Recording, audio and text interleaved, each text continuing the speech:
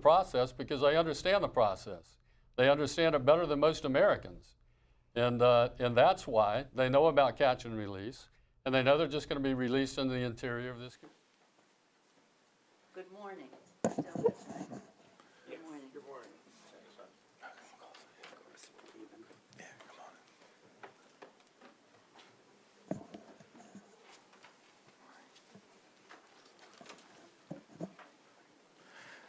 Good morning. We have just concluded the House Democratic Caucus Issues Conference, 100 days in, fighting for the people.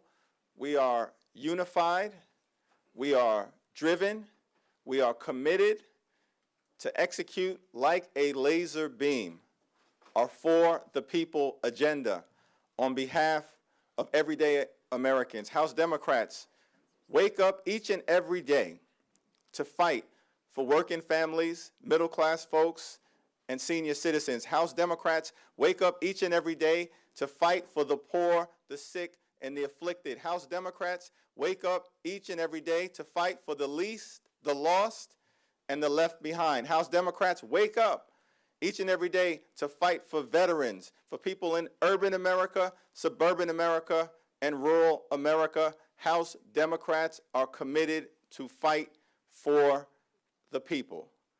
And that's what we've discussed over the last few days. We've learned together, we've enjoyed each other's company, focused on the creativity and the energy and the brilliance and the drive to collectively get things done for the people. We've had a successful 100 days. We're looking forward to an even more successful second 100 days as we continue our journey fighting for the people. And let me yield now to our very distinguished Vice Chair of the House Democratic Caucus from the Commonwealth of Massachusetts, Catherine Clark. Thank you. Thank you, Mr. Chairman, and thank you all of my colleagues for being here. I am proud to report that 100 days into this new majority, the caucus is strong, we are focused, we are unified on getting things done for the American people and to putting those foundations of our For the People agenda ahead of us and to work to make sure that we are putting those issues that people talk about around their kitchen tables back on the front burner of Congress. And already, what we have done with H.R. 1, protecting voting rights, getting corruption out of politics, common sense measures to end gun violence in this country, ensuring that women are paid equally for equal work, protecting those with pre-existing conditions. And that is just some of what we've already done in this caucus, in this majority for the people. We are excited and energized to go to our districts and be back at work, hearing from them to inform our work when we come back in the end of April. And key to delivering our For the People agenda is the work of the DPCC. I am proud to call up our chairman, David Cicilline, and very grateful that Ted Lieu and Debbie Dingell are here representing the DPCC as well. Thank you, Madam Vice Chair. I'm delighted to be here on behalf of my co-chairs, Matt Cartwright, Debbie Dingell, and Ted Lieu, to first say to our chairman, Chairman Jeffries, and Vice Chair Clark, thank you for an extraordinary issues conference. Thank you, Madam Speaker, for bringing us together for a really serious issues conference. I think I've been to every one of them in the last 8 years. This was the best, the most exciting, because we really had an opportunity to reflect on the work that we've done in the first 100 days, which I dare say is more than was done in the last 8 years for the American people, ranging on the issues that we identified after listening carefully to the American people about their priorities. Driving down healthcare costs, driving down the cost of prescription drugs, being sure that we protect coverage for pre-existing conditions, raising family incomes with a real focus on rebuilding the country with a bold infrastructure plan, and taking on the corruption in Washington and getting the government working for the people again. When you look at the list, it's extraordinary. of the accomplishments of the first 100 days. So we had an opportunity to reflect on that, to learn from each other, to really develop an incredibly cohesive force so that we can build on this momentum and get the work done that lies ahead. This was an inspiring gathering. We are all leaving here re-energized, determined to continue to deliver on the issues that matter most to the American people. And with that, I have the extraordinary privilege of introducing the distinguished lady from the state of Illinois, Lauren Underwood. Good morning. I'm Lauren Underwood from the Illinois 14th, and I'm pleased to be with you here today. We made it through our first 100 days. My freshman colleagues and I have been focused on our constituents, being responsive, being accessible, being accountable to them. And we've had over 100 town halls collectively, closed out casework, tackled correspondence. We are showing up for our communities, and we are having their backs in Washington. When we say we're working for the people, we are working every day to lower health care costs. Seriously. On day one, we voted to defend the Affordable Care Act in the Texas versus Azar case, which threatens to strip away pre-existing condition protections. We proposed bills and had hearings in regular order to expand tax credits, lowering premium prices for consumers, and stabilizing the marketplace. We're focused on lowering drug prices, from hearings on insulin price spikes, bills addressing competition and driving innovation, and the many, many, many exciting proposals to expand coverage. House Democrats are united in our mission to improve quality and lower health care costs for the American people. We are holding the administration accountable for their efforts to take away coverage. We're making great progress, and we're just getting started. I'd like to bring up Dean Phillips from Minnesota. Thanks, Lauren. Great job. Hi, everybody. What a great couple days. We did some reflecting. We dwelled in possibilities. And most importantly, this caucus became a family of diversity from all around the country, different races, religions, professional backgrounds, and even political perspectives. But we did the thing that I want to invite the entire country to start doing, and that is spend time together. Invite one another to conversation and reflection.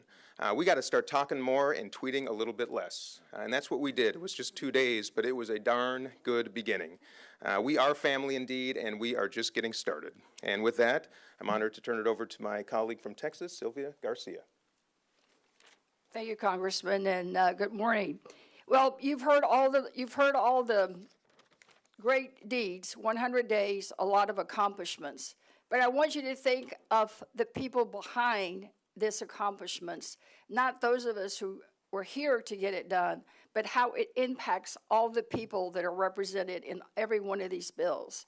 The mother who can't have enough food to put on the table for her children, the seniors who may not have enough money to be able to pay for their medicines because of the high drug prices, the workers who don't have a living wage. Every one of these bills is not just words. It represents families that are going to be directly impacted. So no matter whether it's my district or Laura Underwood's district or Dean Phillips' district or any of the districts throughout the country, all of us together, out of many we are one. De muchos somos uno. De muchos somos uno. No matter what language, no matter what city, no matter what state across this country, working families will benefit from all this work. So I want to be, for me, just being here as a freshman, it's 100 days, but frankly, Madam Speaker, some days it felt like 100 months. But it's good to see the list, because now I feel like we may have gone through the shutdown, we may have gone through some tough times. For me, it's not my first rodeo. I've been in leadership positions in the state Senate in Texas, but I've always been in the minority. So it's just been great to be here. It's been exciting. I look forward to come back. And Madam Speaker, I look forward to working with you for the next 100 days and the next 100 days and many more days to come, because I know that the best is yet to come, particularly under your leadership. With that, I yield to our Speaker, Nancy Pelosi. I was so enjoying and being inspired by our speakers, I didn't realize I was next. In any event, I want to join all of our colleagues who, in the room, the conference room, and here, who have saluted the leadership of our chairman, Hakeem Jeffries, and Vice Chair Catherine Clark, for bringing us together in a very substantive, unifying, energizing way at this conference, really a series of workshops where we engaged with each other, and again, for the people. It is nice to be in the majority because of what it means to the electorate, what it means for the people. And for the majority for the people means lower health care costs by reducing the cost of prescription drugs and saving the pre-existing condition benefit. The majority for the people means building the infrastructure of America in a green way to make bigger paychecks, lower health costs, bigger paychecks. The majority for the people means cleaner government, and we talked about those issues and how we can be more specific in terms of legislation, more effective in terms of connecting with the American people on all of those scores, because the outside mobilization is what gives us hope. 10,000 events to save the Affordable Care Act in the last term of office when the assaults were made to eliminate the Affordable Care Act. As you know, we're going to fight it in the courts, we're fighting in the Congress, we'll fight in the court of public opinion as well. But this was, hallelujah, it was a cause for celebration for what it means in the lives of the American people. You know, we're all fond of using temporal markers. We all reference them, whether it was Lincoln 77 years ago, whether it was our founders, now are the times that try men's souls. And our founders also said, the times have found us.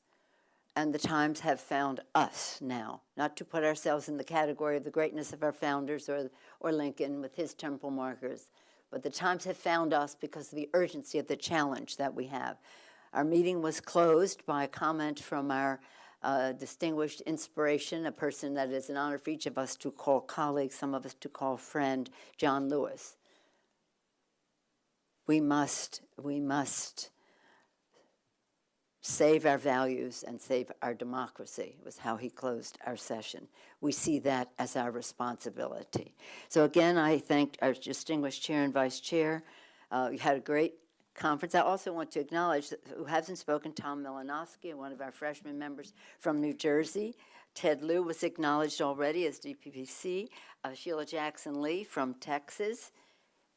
And Hank Johnson from Georgia, very distinguished member of Congress. All of the members are going for the bus now, but we left again saying what we always say: our diversity is our strength, our unity is our power, as our founders directed, from many one. With that, I yield back to the distinguished chairman, Mr. Jeffries. Thank you, Madam Speaker. Any questions?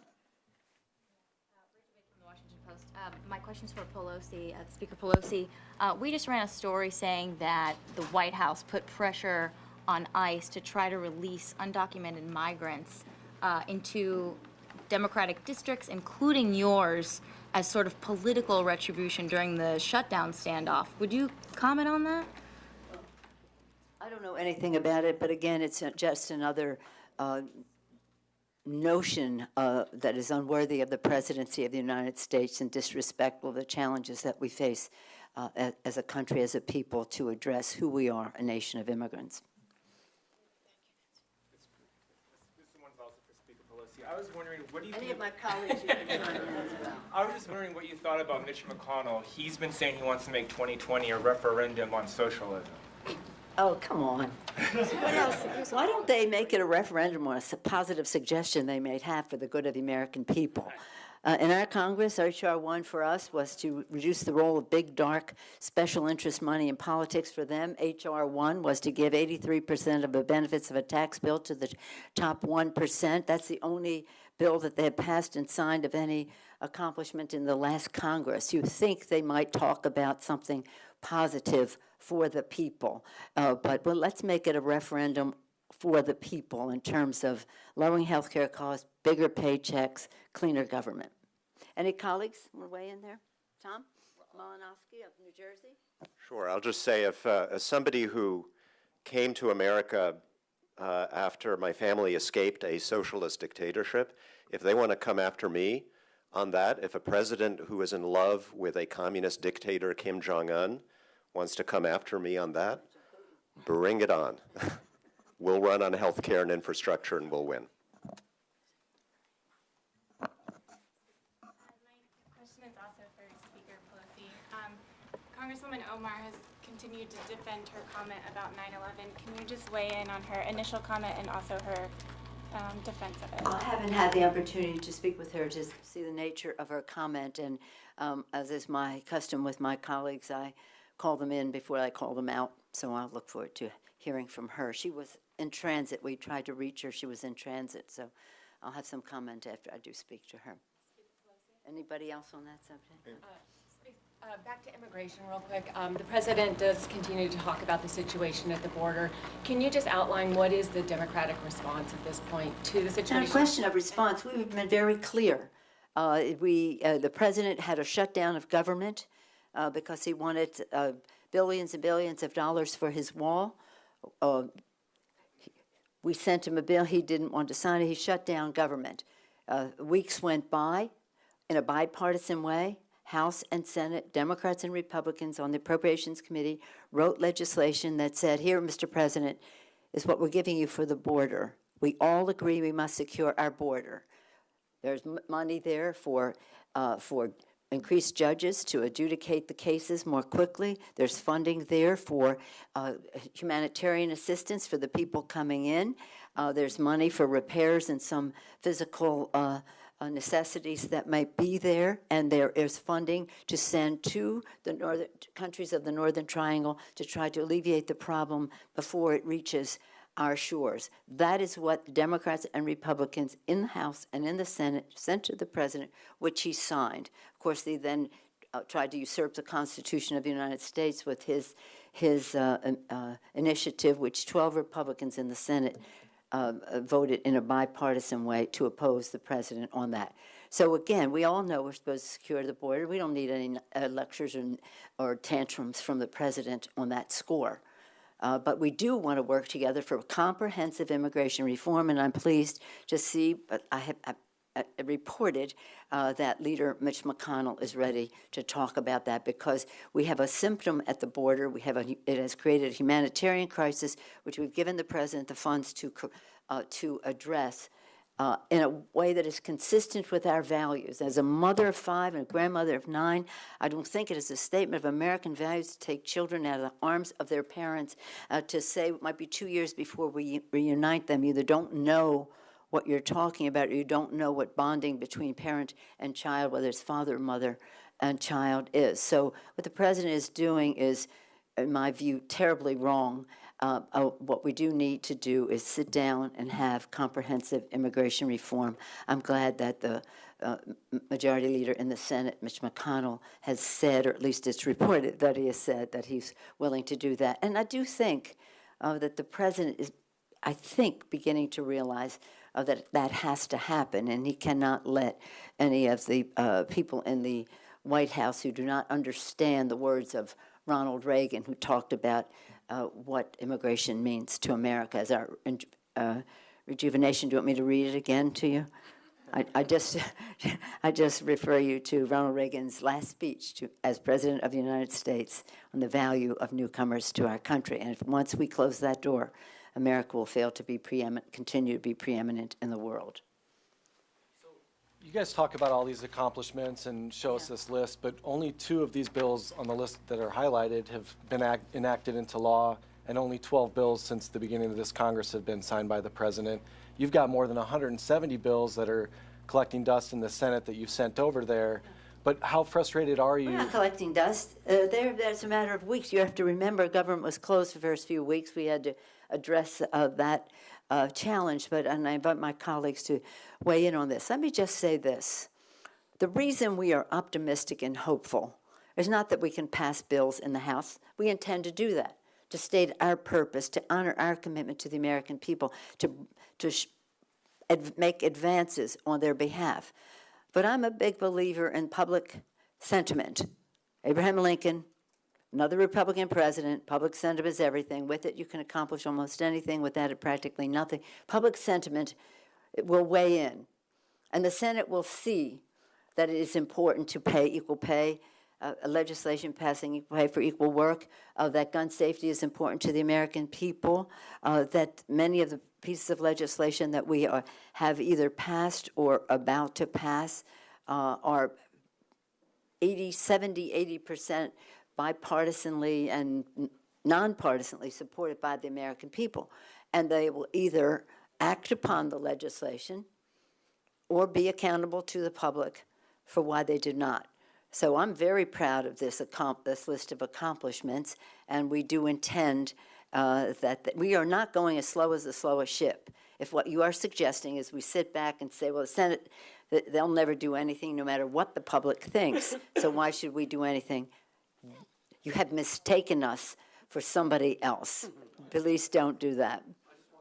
So, like, what you thought the prospects for bipartisanship over the next 100 days look like? I think it would be. I think it's good. I think that Mitch McConnell. No, our main thing that we have to do, our main must-pass legislation is the appropriations bills, and we will pass them in a bipartisan way. And as Leader Hoyer said yesterday, in a way that is according to time. On time, and that's an accomplishment. We will do that in a bipartisan way. The senator has now said that he wanted to talk about immigration if what we read in the press is accurate in that regard, but hopefully it has some basis in fact. We'll find out. I do think that there's plenty of room for bipartisanship, as I have said before, and I'll say again. The president has said over and over again he wants to do an infrastructure bill. So do we. And we're making progress as to what the parameters of that would be time-wise and financially. The president has said he wants to lower the cost of prescription drugs. Now we're talking about two of our top priorities. Lower the cost of prescription drugs, build the infrastructure of America to build paychecks, bigger paychecks for our country. So we have prioritized in a way that is bipartisan. I'm not sure they're interested in cleaner government and lowering the role of dark special interest money in politics, but we'll leave that up to the American people. And by the way, as we celebrate our majority for the people, lower drug prices, bigger paychecks, cleaner government, important to note, and our distinguished chair, Sherry Bustos, just gave us a plan for how we go forward. But understand this, we won 43 seats, took out 43, politically speaking, Republicans in a highly gerrymandered, deeply voter-suppressed arena. American people were paying attention. American people spoke at the polls. The American people will weigh in on these issues. Last question. Anybody want to say anything about any of that? Well, I'll just add, as the speaker indicated, we were able to seize the majority because of the fact that public sentiment was with us on the issues that we communicated to the American people that we would fight for, anchored in lower health care costs, bigger paychecks, focused on an infrastructure plan, and cleaning up government and the corruption that exists in Washington, D.C. Public sentiment is everything. The public is with us. House Democrats have promised to protect Americans with pre-existing conditions. We have promised to lower health care costs, focused on driving down the high cost of life-saving prescription drugs. House Democrats have promised a real infrastructure plan to fix our crumbling bridges, roads, tunnels, airports, mass transportation system, and to do it in a bipartisan way. That's what we intend to deliver. And by the way, on the subject of health care and pre-existing conditions, no one was more articulate. All the things we've talked about message and mobilization and et cetera, none of it is important without the quality of the candidates we had that were out there. And Lauren Underwood's personal story was such a compelling one. Not only won her election, but it had a ripple effect across the country. Thank you for your leadership and courage. Thank you. Lauren, Congresswoman Underwood. Yeah, I just want to add one quick thing to this, and that this agenda that the House Democrats developed came from the American people. We didn't just sort of sit in a room and pick these priorities. These are the priorities of the American people, and I think that's why the Speaker's optimism is so well placed. It cannot be the case that the Senate of the United States and the Republicans in the Senate will prevent us moving forward on what are the urgent priorities of the American people. So we're counting on them to respond to the will of the people, and if not, frankly, to face the consequences in 2020. But Democrats are going to continue to fight for the people, pass legislation that will improve their lives, and hold them accountable if they don't join our effort. And I might add, we would rather have success in terms of them passing the bill, having it signed into law, than having a political issue at the polls. Last question. Madam Speaker, you expressed confidence about being able to pass the appropriations bill since those are the one must-pass thing. The president tweeted last night that House Democrats want to negotiate a $2 trillion spending increase but can't even pass their own plan. We can't afford it anyway, and it's not happening. What is your response? I don't respond to the president's tweets. I don't know. It just, to me, it is unpresidential. We have serious work to do. What is his purpose in tweeting? I don't know. But our purpose is working together to get the job done for the American people. And really not to inflame, but to unify. And I think if there's any message to come out of this conference, it's one of respect. Respect for the decency of the American people and the respect for meeting their needs, and to do so in a way that is not dividing, but is unifying. Thank you all very much. Thank you.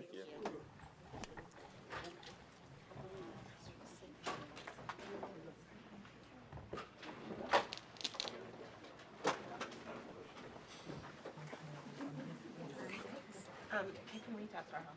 Thank you.